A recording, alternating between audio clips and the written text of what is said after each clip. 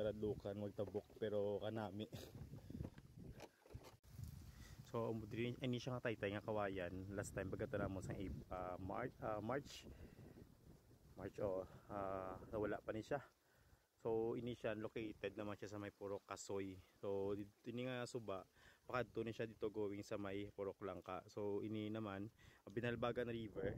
Dili ni siya Binalbagan River sa pusyang biyak naman ang Tios River. So amo na din siya pag-uwi ng attraction subong. So i-try naton nga maglatay.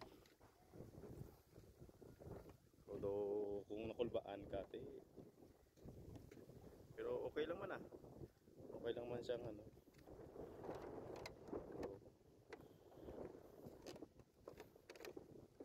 So ikuturo tayo. So ginupdan ko mga followers ko from Inulingan kag Antique.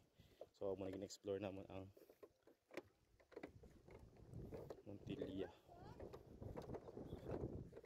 So amo ni siya ang Binalbagan River na ni siya.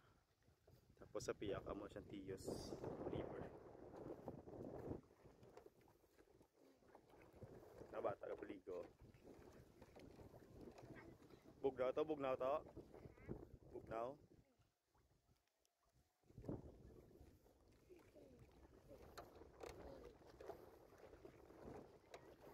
So may tayo. Kung gusto mo mag-dive, pwede ka di ka-dive. Para sa babaw.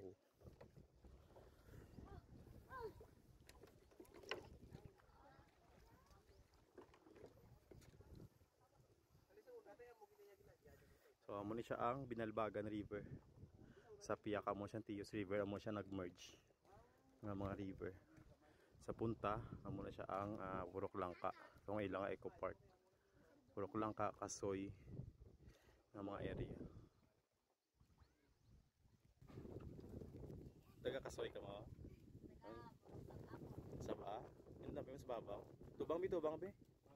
Yo, yan sila magpapawon sa Montilla. So last month na balik natin last month nilagin tukod na di. So ini siya nga area, pwede ka likagi ang pampo dari sa dalom. So pwede ka man ka-dive sa babaw. Bahala ka sa buhay mo mag-dive ka. So diri makita nyo pa ang peak sa Mount Canlaon. Namo na siyang peak sa Mount Canlaon. Tapos before pagkadto namon, wala pa na di sa mga tiyanggi-tiyanggi kakubo-kubo subong may ara na. Amo na ilang tiyanggi. Tapos amo ni siya ang Tios River. So ang color sa Tios River daw okay lang man isa laman sila.